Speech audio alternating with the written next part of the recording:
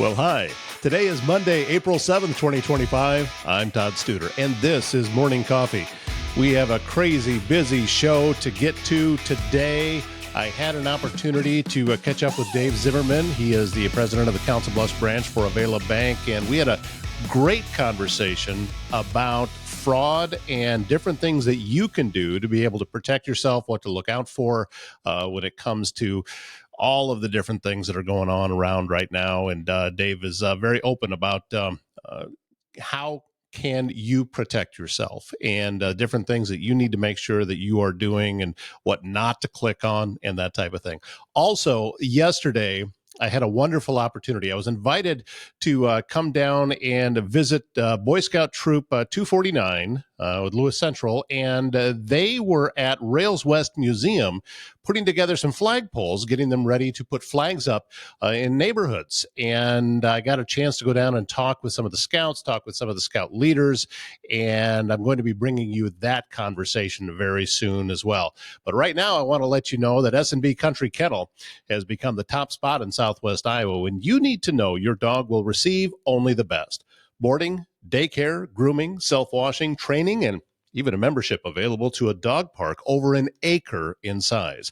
S&B Country Kennel also has rescue dogs, so check with them about adoption possibilities. S&B Country Kennel, located just west of I-29 on Bunkie Avenue, south of Council Bluffs. And if you have a leak, a clogged drain, or maybe you're planning a big remodel, you are going to want to get in touch with Waldstein Plumbing in Council Bluffs. They have you covered with fast, reliable service and expert craftsmanship, handling everything from small repairs to major installations. Locally owned and trusted, they take pride in doing the job right the first time, residential or commercial. Big or small, when plumbing problems strike, call Waldstein Plumbing. Visit waldsteinplumbing.com for a free estimate. Waldstein Plumbing, quality you can trust, service you can count on. Joining us this morning, it is Dave Zimmerman, Council Bluffs Market President for Availa Bank. How are you this morning, sir? I am well. It is good to see you. It's good to finally have spring in the area. Even as we're recording this, it might be a little bit chilly today, but still, it's not snowing. And I call that a win. I'm ready to start seeing a lot more green out and about. Yeah, no kidding. The snow in the winter when it got cold there and we had the blizzard, it was enough to take me out of my morning workout routine. Oh, no, that's not good. And after 2 weeks, it was killed. So this last week, I'm like, all right, it's getting nicer out. I'm getting back into it. My 5:30 wake up call's happening. So I'm 2 for 2. We'll see if I can keep it going. That is perfect. I wanted to talk to you this morning, Dave, because I know that you have a lot of information about this, or a lot of tips for people that I get hit all the time with these different things that are trying to get me to say, well, you owe this money here, you owe this money there. And it just comes out of the blue from nowhere. And my default now is that it's a scam. But I know that you hear about this a lot, especially being a bank. That's what they're after, are those bank numbers. Right. And that's a good default to have, thinking that it's a scam. Oftentimes it is.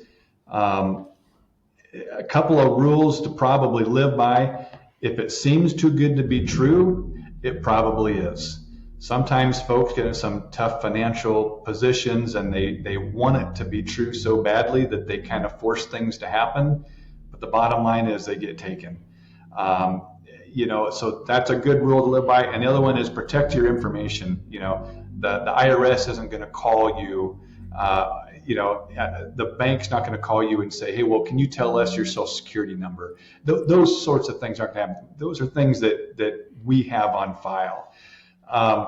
But we have seen an uptick, and we kind of, we manage this and log it and track it pretty close.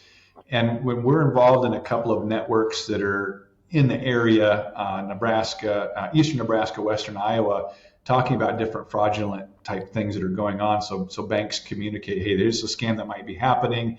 Keep an eye out, educate your customers. And we saw a real uptick probably about 2 years ago. We saw a bit of an uptake during the whole COVID lockdown thing, but that seemed to ease. Because I think, as terrible as it was, people had extra cash. But as that extra cash kind of dried up over the last few years, whenever I see an uptick in fraud, it's a ticker that maybe the economy is getting a little tougher. But I think we see it locally maybe more than the Fed does on a wider level.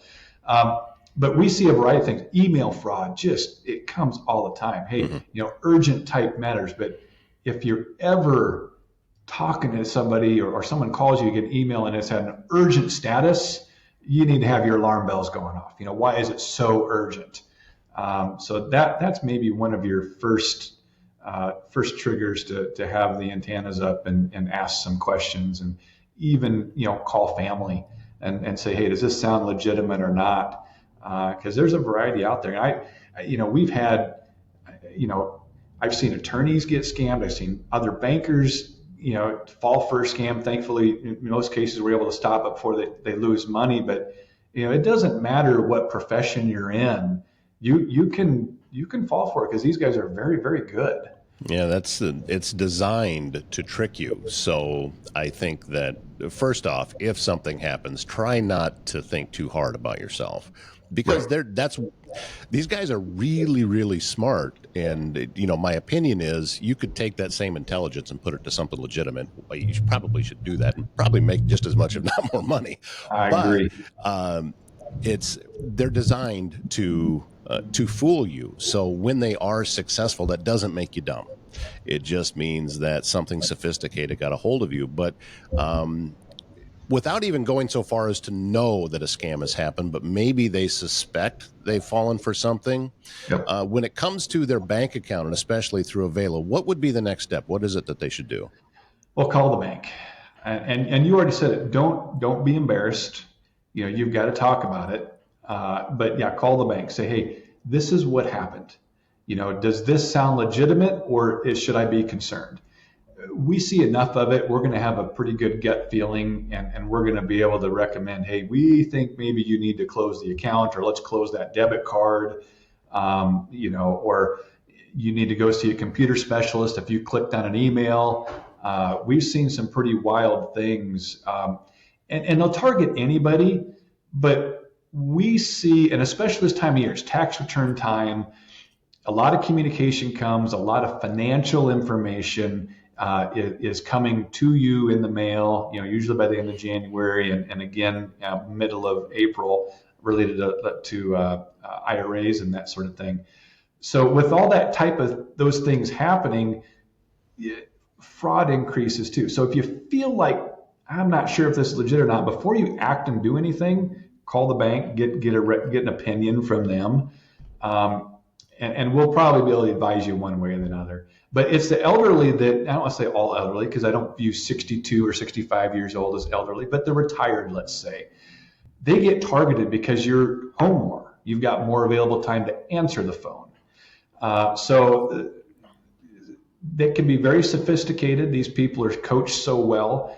They'll hit you on Facebook. They'll follow up with phone calls. They'll try to befriend you, try to make you think, you're friends. I try to tell my kids, you're friends if you can shake their hand or see them in person. But are they friends if you've never seen them?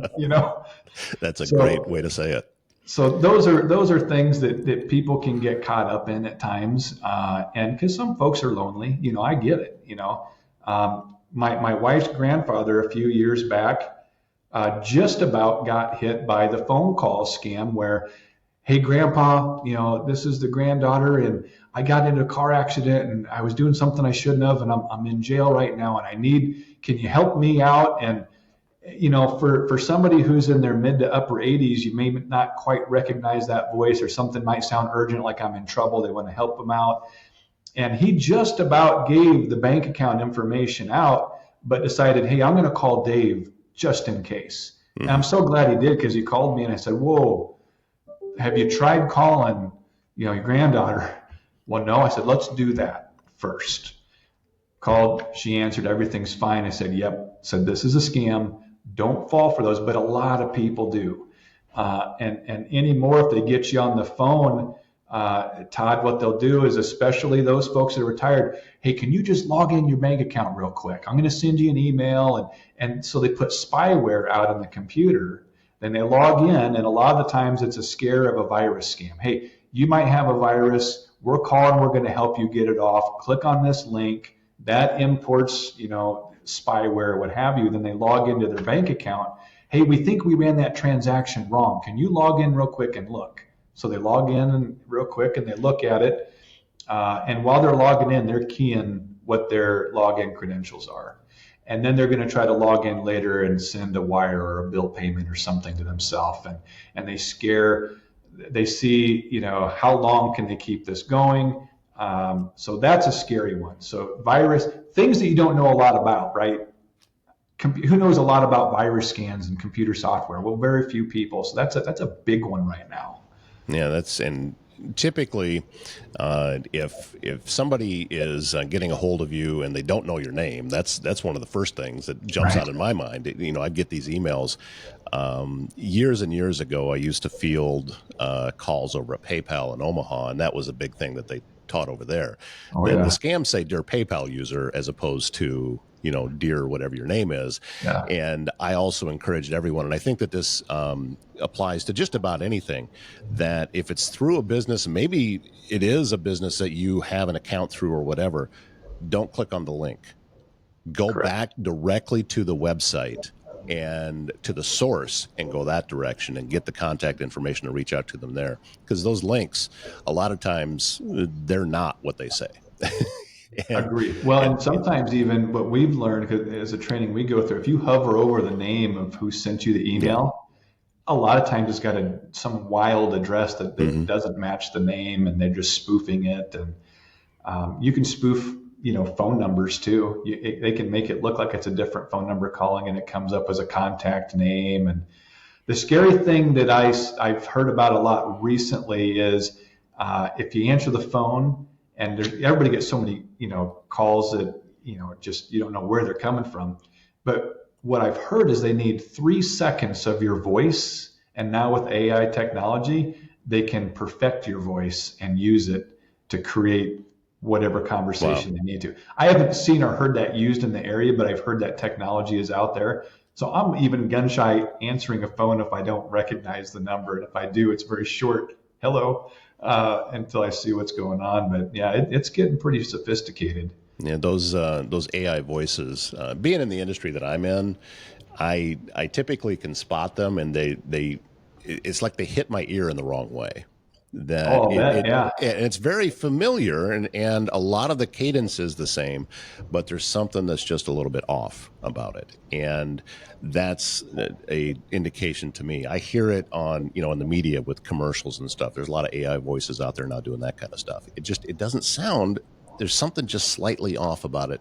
So, and it's kind of goes against everything that I do because, being a voice artist, commercials and things like that, I don't want them taking my work. Right. So, but, and as you said, though, it's just getting more and more sophisticated, and we have to get better at identifying and stopping those things before they come in. But in the meantime, as we're kind of in this gray area, it's just always better to be safe and always better to be careful when it comes to something like this.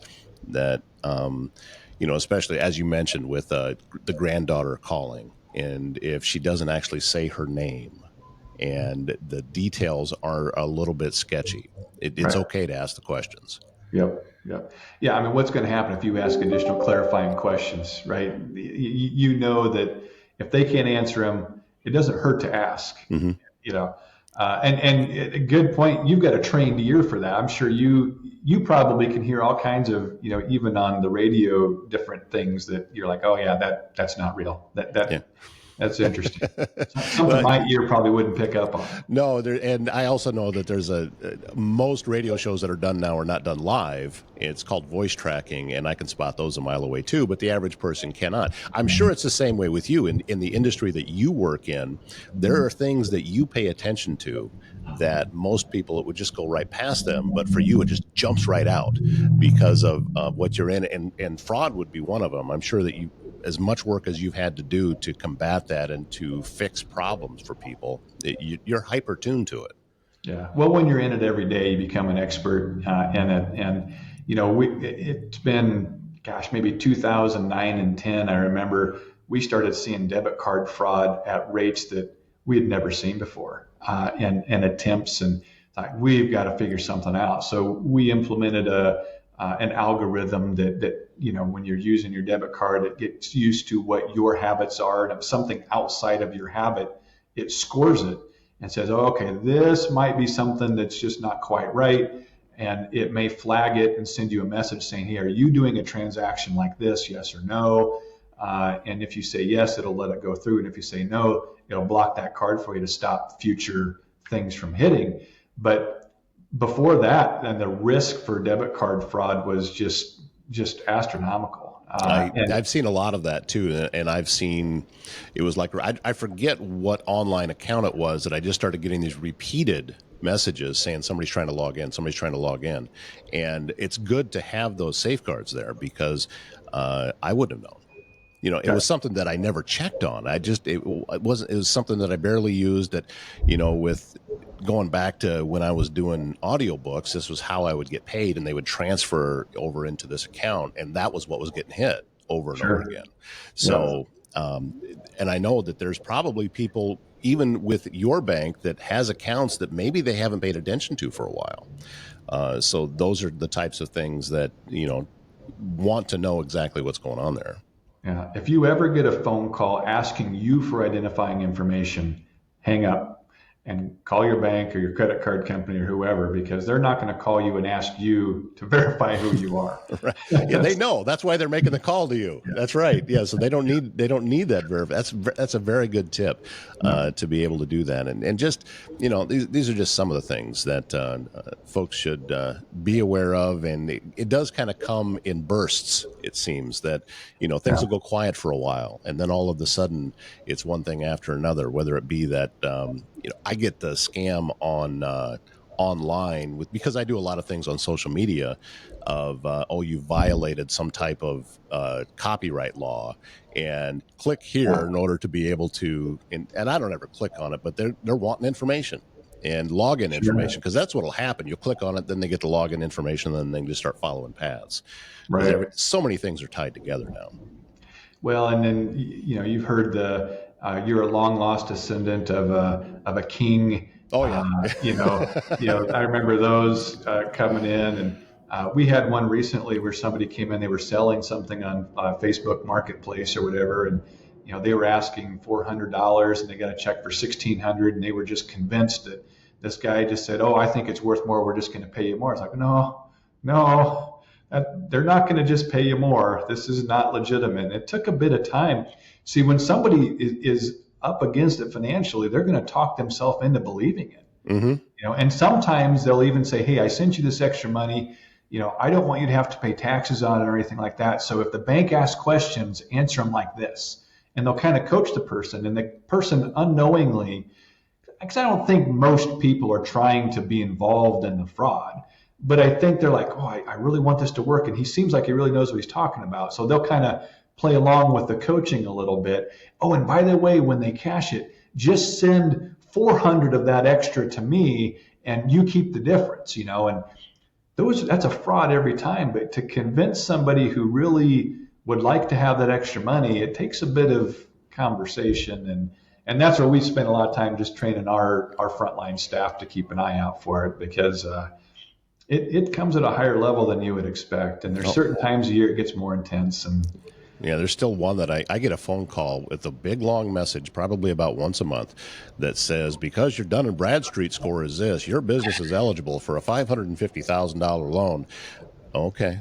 Yeah, because I'm sure 0% interest, right? Yeah, I'm sure that $10,000 application fee. Yeah, because that's how you are actually loaning out $500,000 is by making random phone calls. Yeah, I'm sure that's legitimate. So I just every time a new one comes in, I block the number, and they call me from a different number the next time. And they're also very good about that too. I have a friend of mine that he actually got a call from his wife's phone number. Mm-hmm. But it was a scam. And now, was it a coincidence or what? Did they actually hack something to get that number? I don't know. But just because it's a local number, that doesn't mean it's coming from a local source. Correct. Yep. The spoofing of phone numbers it used to be easy to know just with caller ID, on their cell phone or even a landline. Well, now you can spoof a number pretty easily. So you really can't trust the numbers as much as you used to. It gets scary because, like you mentioned earlier, some of these fraudsters, if they just would go legit, they'd probably be very wealthy. Just use that intelligence for good, not evil, right? Yeah, somewhere you go down the line, and there's been times that if I get one of those text messages, I've messed with them a little bit. Just there's a line from an old Stephen King book that says, "You have forgotten the face of your father." I always thought that was like a huge insult, and I'm thinking, your mother's ashamed of you. Quit trying to scam people. That kind of thing. Say, Yeah. Dave, before we let you go, a lot of stuff coming up in the community. I know that you are really big into supporting home and into being here in Council Bluffs. And every time that we've talked, you have brought up not just being here and working here, but retiring here. And this is your home, and really focusing on that. And that's become kind of a mantra of what I'm doing here too, is community pride and believing and loving where you live. And I just wanted to talk to you just a little bit about that and about your passion for the area of which we are. Yeah, absolutely. I try to get involved where I can, as a lot of people do. I just finished serving on the Council Bluffs Chamber Board. It was on that for 7 years. And I'll tell you what, if you haven't had a chance, if you're a business owner watching this and you haven't had a chance to stop in the chamber and meet the staff and see what they're doing, they will welcome you when you come in, set an appointment and learn about what they're doing, how they can help you as a business owner, because the number of resources that they're expanding to is just awesome. There are a group of folks there that are very excited about Council Bluffs and the future that we have. So I can't promote the Chamber of Commerce I can't say any more better about them. I know that we're getting ready to start up with the farmers market here pretty soon too. May 1st. Yep. If you haven't had a chance to go to that, please do. We have so many local folks that are, whether they're making something or handcrafted, or if it's, fruits and vegetables or honey or, you name it. There's so much there. I love the farmers market as well. But Council Bluffs, as I mentioned before, my wife and I are born and raised here. We want to see this community thrive and continue to grow so that my kids, and as they have kids, can grow and learn and live here and retire here. But we're doing so much to expand to make that happen. Keeping that momentum and that energy, that positive energy going, it just takes everybody getting involved in some way. And if people are positive about it and how can I help out or know about it or attend something, all of that helps. It shows that the right things are happening. I was thinking the other day, my daughters like to go and run, and the trail systems that we have now, you can go multiple places and go for a jog, take your dog for a walk, ride the bike. I think the trail system's wonderful. Probably not talked about enough. Whether what we have over at Manawa State Park, which there are all the paved trails everywhere, could be going down the trace.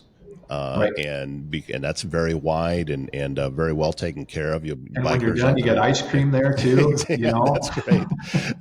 Or even if you want something in town, if you want something a little more strenuous, going to Fairmount Park. Right. And because all of those trails most of the trails were just redone, but there's still some primitive ones that are back in the corner that you can get on. They're just the old dirt trails yet. So there's so many places where that is. We have a tremendous park system here. I think it's underrated for what people talk about. And also, you had mentioned about the young people. I know there's a big push at the chamber.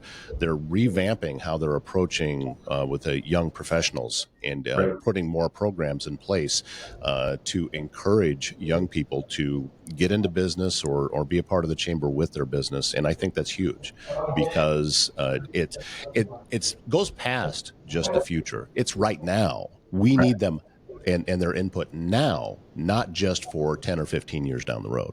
Exactly. When you look at the generations in the workforce too, there's multiple generations in the workforce, so as you get some of those young professionals in, the technology side comes very, very easy to them. So when they can plug into an organization, they may be able to help right away with some technology type things. And then some of those generations might be, 2 generations up might say, hey, you can help me. Now let me give you a little guidance, or so when you get the young professionals engaged and involved, and you get companies that are getting their young professionals engaged, it just helps. It helps that company individually, but it helps the community too. It shows them that there's other ways to get involved in town. The other thing I want to mention too, real quick, is the riverfront development. There's some big projects continuing down there too. If anybody hasn't been down there recently, go walk the bridge, go see what's going on. They're talking about having some of that treetop stuff that they're working on, like a walkway up on the treetops. And I think what the city is doing in that area is awesome. That SYNC is a group that's raising some funds to get that done down there too. And when that is completed, our riverfront in Council Bluffs, I think, will be top notch. Yep. It will be a destination point, not just for people that live here, but people from Omaha want to come over and see it from our side and experience it. It'll be really cool. Always great to talk to you, Dave. I'm and encouraged by your enthusiasm for the community and the service that you have brought to the community. We're very grateful for how long you served with that, and we're looking forward to the next things that you get plugged into. I know you're looking for different places to be able to do that, so we're excited to see that happen too. But again, thank you for your time this morning. Always grateful, and we look forward to the next one. Appreciate it. I want to hear more about your audio book talk someday. Will do. All right. Do you need some help with your website, or maybe a completely new website design? Get in touch with Sue Pitts with Just Sue Creative. She brings you website design, search engine optimization, more commonly known as SEO, content creation, marketing, everything you need to take your company to the next level. Sue Pitts has a passion for small businesses, helping them thrive in a digital world.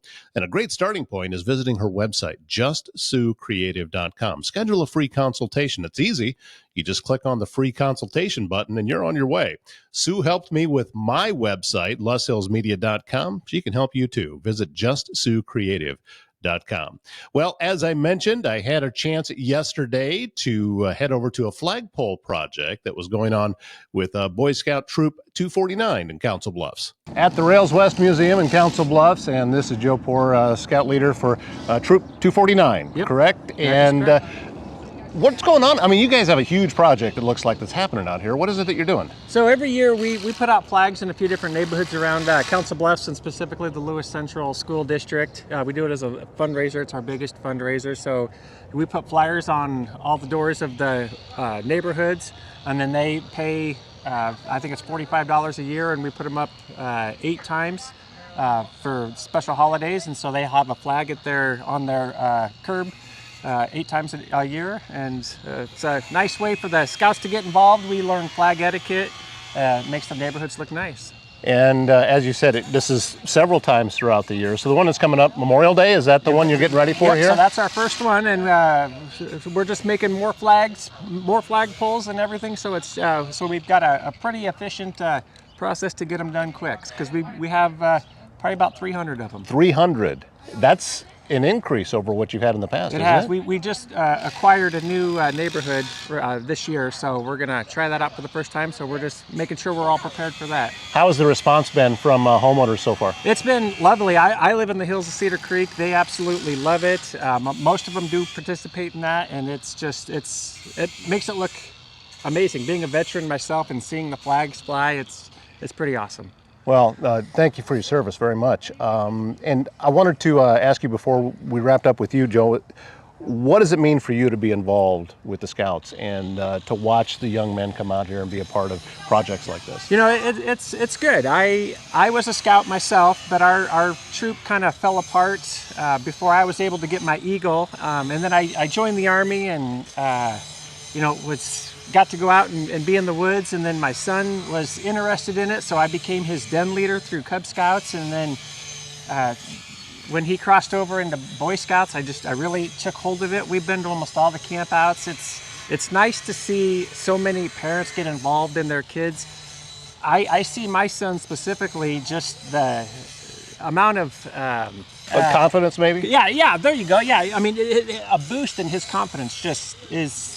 And you see it all over, and it's showing in other parts of his life. So having him do that and be able to be a part of it's pretty awesome. Well, and the other thing that I really like, I'm standing out here, you don't see the young men on their phones. Nope. You don't see,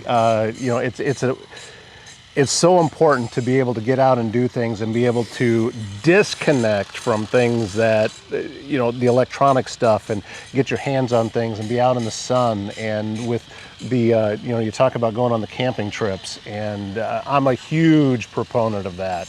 There's no point in my life that I feel better than when I'm outside working with my hands and doing something. Yep. And that's what you're teaching these young men in order to be able to do. Yeah, I mean, even today, like, people have not, some of these young boys haven't used a grinder before, so we're teaching them how to use a grinder, and, they pick it up real quick, and again, that's just a boost of confidence for them. So it's awesome to be able to teach them and just see that gratification that they're getting learning new things. So how long do you have to put these together, and then when do they go up? So hopefully we're done by about 2 o'clock today, and then we're going to put them up the weekend before Memorial Day. Will be our first time for the year. And then they up for the entire week, or how long are they up? We usually take them down the week after the holiday, and then we'll put them up again the week before that. So we'll do Memorial Day, 4th of July, Veterans Day, Flag Day, September 11th, Patriots Day, and we've got a couple others. I can't think of them right now. Maybe Veterans Day? Veterans Day, yeah. So we put them up a few days before, and then take them down usually the week after, and so they're up for a while. Well, thank you very much. Yes, grateful. thank you. And thank you very much for all the work you're doing out here. No, it's awesome. I'm having a great time already. This is Braden Poor, and one of the scouts that's out here helping with this project, getting all these flagpoles put together. Yeah. Is this the first time that you've done this project, or have you been out here doing, I know not in this location, but have you done this project before? Yeah, setting up the flags I've done before. This was mainly because we got that new neighborhood. We need more flags, or flags and flag poles. Mm-hmm. So this is the first time as a troop we've done something this large a scale of, setting aside an afternoon to, get these poles and flags ready. But I have set up the flags before. How long have you been in Scouts? I've been in Scouts since 1st grade and Boy Scouts since I was 10, since I crossed over. So I've been doing this for a long time. You've been doing this for a long time. What are some of your favorite things about being in the Boy Scouts? All the friends you can make, we stand for a lot of positive things that you can't really learn anywhere else.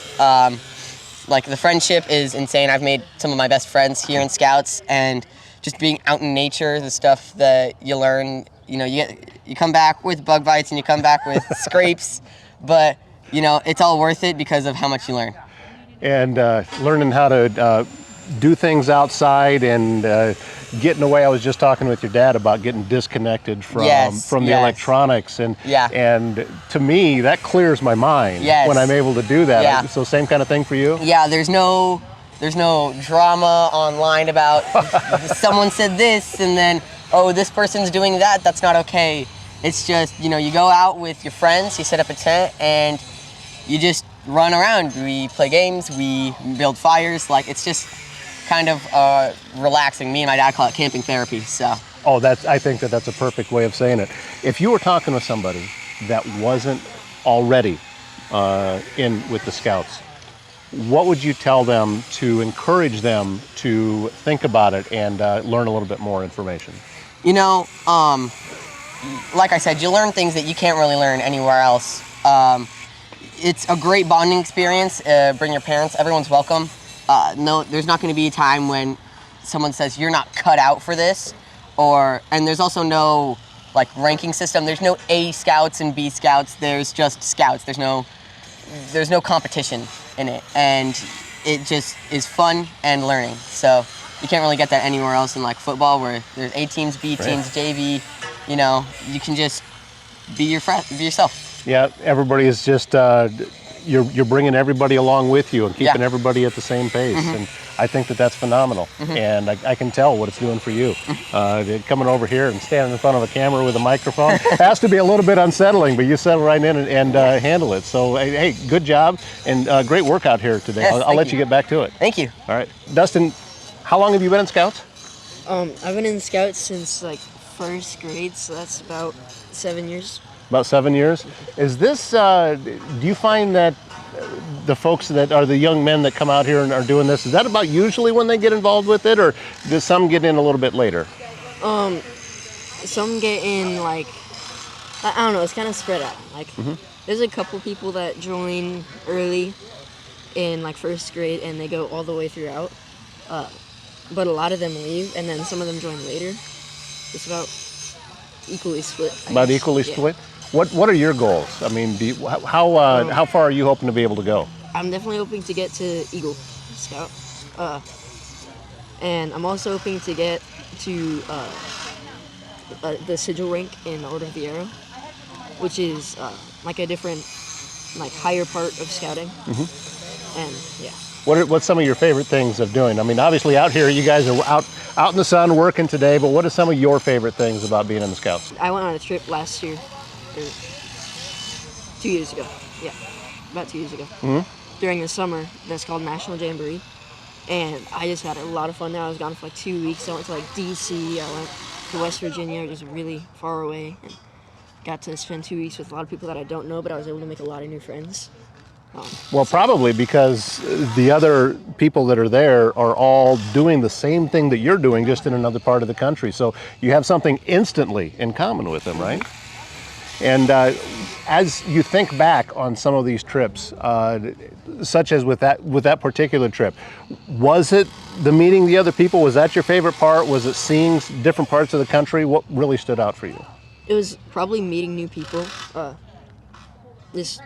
don't know. I like meeting new people. I think that's great. How about being out here today? What are some of the things that you've learned with this flagpole project you've been doing today? Or I've learned how to make them. Or is this all something you've done before? Yeah, I've done this before. Yeah, so it's just kind of like old hat, and you're coming out and just getting right into it. Well, listen, I appreciate you coming over and talking to me. Thank you very much. Angie joining us now, and I'm wondering if you could have picked a better day to come out and do this. I mean, it's not hot. You've got a breeze, but it's not as if the wind is blowing so hard it's knocking you over. Plenty of sunshine. I mean, you picked a great time to come out for this project. We did. I actually thought about that this morning because we did scouting for food yesterday out in the cold. It was cold yesterday. Scouting for food seems to always fall on cold days.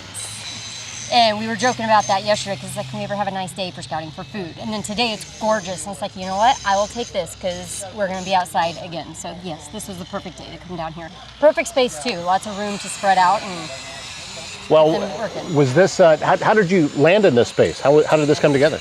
We actually got access to this place because one of the adults in our unit is part of the Historical Society. That's it. Yeah. So one of the guys in our unit, his grandson's in it. I think what you just talked about is a very important part of scouting, is that the teamwork that comes together and the relationships, and you start to see things happen without even realizing, oh, this was a possibility, and people are stepping in, and you find all of these different connections that you didn't even know were possible. That is true. That is very true. We get access to a lot of different things. So some of the things that we've ended up with access to, because we're down here, we're with this area, but then we have connections where we work with the VA, and that's where the VA here in Council Bluffs, and that is where Troop 249 actually donates all of our food for our scouting for food. So we got that connection there. These guys have helped out with the Toys for Tots. We actually have gone to Memorial Stadium with the Marines from the Omaha unit and helped them collect donations down there for their Toys for Tots program, which has been really amazing. The experiences these guys get because of everybody we come in contact with through this program is life-changing.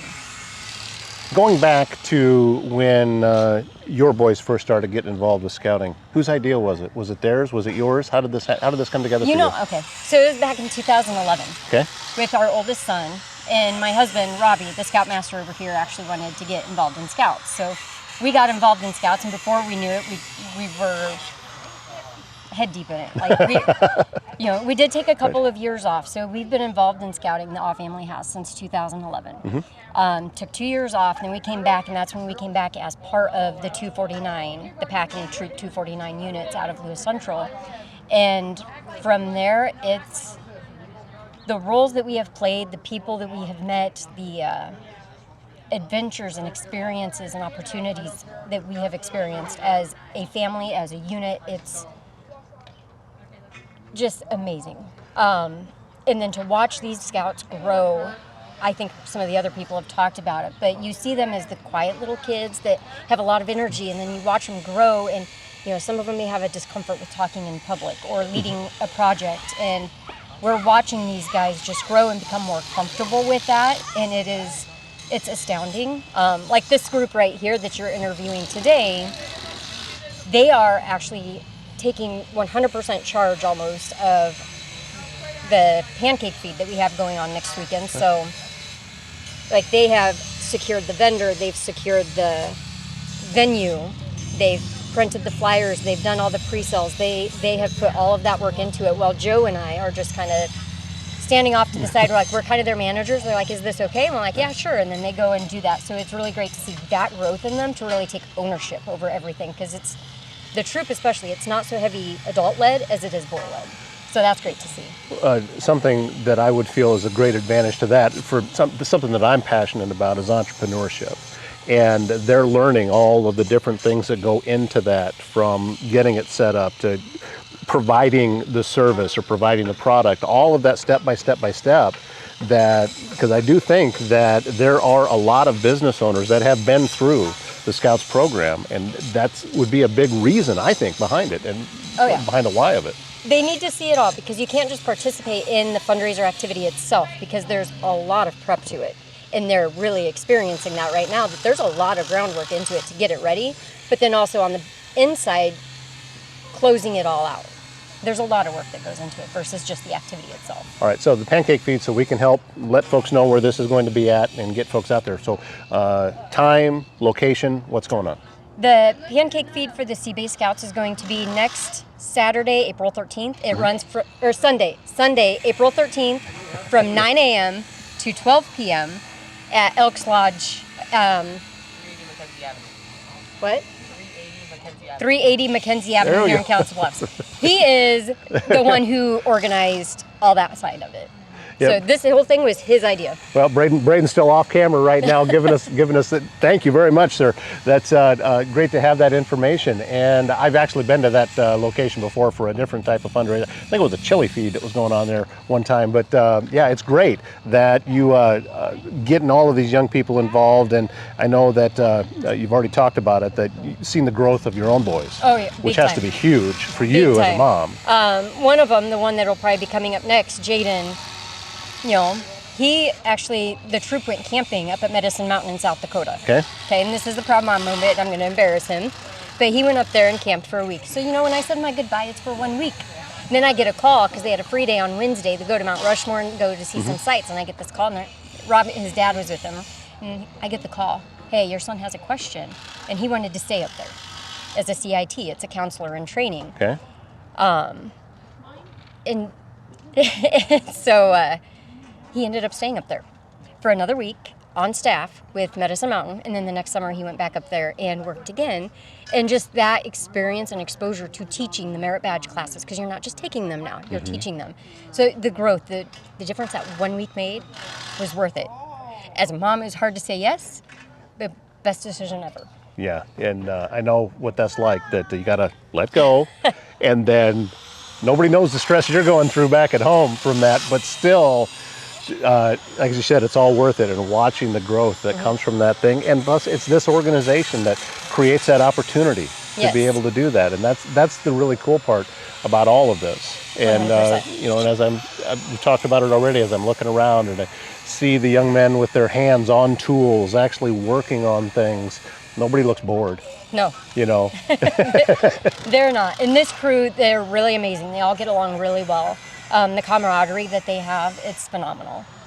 All right, well, listen, thank you, Angie. You. Thank you very much. Jaden now joining us, and beautiful day that you're out here having a great time with your friends, with your dad, with your mom, with all of the other folks that are out here doing this kind of project. And I know that I can see in you, and I can see in a lot of the young men that are here, you carry yourself a little higher than what I usually see out of somebody your age. Do you think that Scouts is what's given that to you? Yes, I I'm typically very shy outside of the uniform. Yeah. But, like, the uniform itself just gives me the confidence to be more social and all that. That's a great point. That dressing the part and knowing that once you put this uniform on, okay, now it's time to go to work. It's time to be in this role. And the fact that you've picked this up at your age, I think you're going to do great things. Tell me about the experience up in South Dakota. So I think that was definitely one of my favorite experiences in scouting. Going up there, having the experience as a camper and as a counselor. I made a bunch of different friends there. And there's other people from outside of the state went there. So it was a lot of fun. Teaching a bunch of different merit badges. I taught chess a lot, so I almost had that one memorized. Right. Well, tell me about the decision, because you're up there as a camper. How long were you there before you were thinking, oh, I want to stay. I don't want to go home at the end of this. I want to stay and actually be a counselor. How deep into that week were you when you made those thoughts started coming into your head? I think it was day 2 or 3. Okay. I was doing the archery merit badge. I love it. I've taken it like 3 times now. And I was over there for, I think we were just shooting, and the counselor there mentioned the CIT thing to me. So I decided I'd stay for a week and give it a shot. So there was one of the counselors that actually kind of maybe planted a seed in your mind about it, and then you said, probably took pretty quick, and you said, yeah, this is for me. Mm-hmm. This is what I want to do. How far are you as far as collecting your badges? Where are you at? For all my Eagle required, I've got, I think, 5 more. But most, they're already started, so I just got to get a couple more things done. Do you have a time frame in mind that you're thinking of how much longer it'll take you? Preferably before I graduate. Hopefully by the beginning of next year, I'll have all those done. Now, I'm a novice on the outside looking in here, but from what I understand about Eagle Scouts is there would be like a large project that you have to do specifically for that. Would that be correct? Yes. Have you thought at all about what that might be? Yes, I've got mine planned. I'm going to be creating a model well for the Squirrel Cage Jail here in Council Bluffs, Iowa. Really? Very cool. Very cool. Well, listen, thank you very much for coming over and talking with us. And I'm hoping that this wasn't too painful. This is Carol Cruzy, and thank you so much for making this possible for me to come out and do this today, and for introducing me to everybody, and for all the hard work you're putting in out here. I mean, this is not a small project today. No, it's a fun one though. It's one of our more fun ones. We love it. Put the flags out each holiday, and this is the first year that Angie and I have taken over flags for our troop. And it's been really, really cool, because not only do we get to talk to the scouts about the importance of patriotism and flags and things of that nature, we're also hearing that from people who support our troop in terms of having the flag on their property and allowing us to put that on there as part of our project. And, so we get to share those stories with our troop members, and so they get a different view rather than just a high level. They get a personal, here's the feedback we received this week. People really appreciate it. It's much bigger than them buying a flag from us. Sorry. It's okay. Listen, So this it's is super touching. well, and it's seeing a community come together Yeah. and support your projects, whether it be this or whether it be another project or whether it be the Pancake Feed that's coming up this weekend or whatever it is. I have been talking on this show, and I've been talking in different groups, that my belief is that Council Bluffs is the biggest small town in Iowa. It's really neat. I mean, because we're population-wise, we're number 10 in the entire state. Does it feel like that here? No. I don't think so. I think it feels like a big, small town. And that's how everybody treats each other, and that's how they support each other. And this is just another example of it. Yeah, and I think it's really heartening to see the kids hear this, understand it, and then it just becomes ingrained into their personal life in terms of the way they are as adults. Well, and with my career, having been in radio for as long as I was, and I used to do sportscasting a lot, so I was around young people quite a bit. And it was rare when I would have one of these young people come up and just comfortably settle in to talking to me doing an interview. These young men did when they came over, and I don't think any of them had a lot of experience doing this kind of thing. No. But that is a testament to what this organization can do. Yes. For Agreed. it's about confidence. It's about being self-assured. It's about the camaraderie that they're all having. They all talked about making friends. Every one of them said that that's what they love the most about it, is the making friends, and there's no hierarchy to it. They're all just right there together. And I'm guessing, I'm preaching to the choir here, but, Yeah. you know, I'm guessing that's why it's so important for Yeah. you to be involved with this too. Yeah, it's really, really awesome to see, because I've seen a lot of these scouts when they were down in Cub Scouts, so they've moved up in rank. And, you know, just watching their growth, not only height-wise, because that's kind of crazy, see them from 2nd grade to 8th grade, just the way they learn to speak, the way they learn to step out of their shell. They understand that, you know, a challenge can be a good thing. It's not always a bad thing. And they do look for those moments, or they're reminded sometimes, okay, what did you learn from it? You might not think you have done very well, but what did you learn from it? And they do. You watch them apply that later, so it's really cool to see them grow in that respect. Yeah, that's another big belief of mine, and I've talked about it before, that if you want to be successful, you have to get comfortable with failure, knowing that this is where you learn. And I'm sure that there have been 1 or 2 mistakes made out here today, Yeah. but that's not the point. No. It's not the point. It's not about how fast can we get this done and get through smoothly and never make a mistake, and then we're done and back home and, you know, have a rerun of Friends on or whatever it is. You know, Right. it's not about that. No, it's not. It's okay, so there was something miscalculated.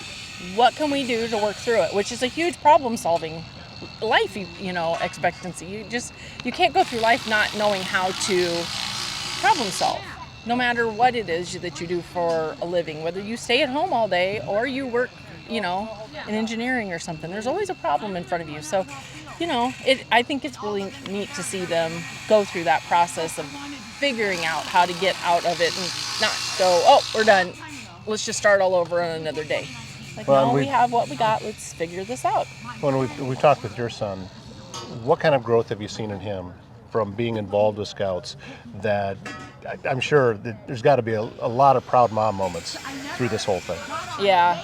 Well, you know, it's just fun to watch them speak when you don't realize how they're going to speak at different events. And just like, oh, I didn't have to tell you how to do that. You did that. It was all on your own. You figured it out and you handled it brilliantly. So yeah, there are lots of those moments, you know, and learning to control yourself when you have those times where you're supposed to be a little bit above your normal personality, where you want to have fun. So you have to kind of learn to scale back at certain times and identifying those times. So I've seen lots of growth in that area for him. And so that is probably one of my most proud moments, is him doing, you know, those things and knowing he's uncomfortable, but he still does it. All right. Listen, thank you so much. You're welcome. Thank you. I'm grateful that I was able to come out and do this today. Yeah, absolutely. I'm thrilled you were. Again, that pancake feed is coming up on Sunday at the Elks Lodge in Council Bluffs. So make plan to go and help out these young men be able to finance this trip that they have coming up. Technology should work for you, not against you. And at ThinkSpace IT, they provide expert IT solutions to keep your business running smoothly and securely. From cybersecurity and cloud services to network management and tech support, they simplify IT so you can focus on what matters most. Stay protected, stay connected, stay ahead. Visit ThinkSpaceIT.com. ThinkSpace IT, technology simplified. Well, as I mentioned, a very full show today. Thanks to Dave Zimmerman. Thanks to everyone with Boy Scout Troop 249. I had a phenomenal day yesterday out there, and I didn't even have to get my hands dirty. I was just witnessing all of the work they were doing. And they were doing great work. You could actually see some of it going on in the background as we were doing those interviews, and they all did a great, great job. So, again, thank you from me, and I hope you have a wonderful pancake feed coming up on Sunday. And again, that is at the Elks Lodge. All right, we're going to wrap things up for this Monday. Glad to have you along for today. I hope your week is launching well. My name's Todd Studer. We'll see you again tomorrow morning.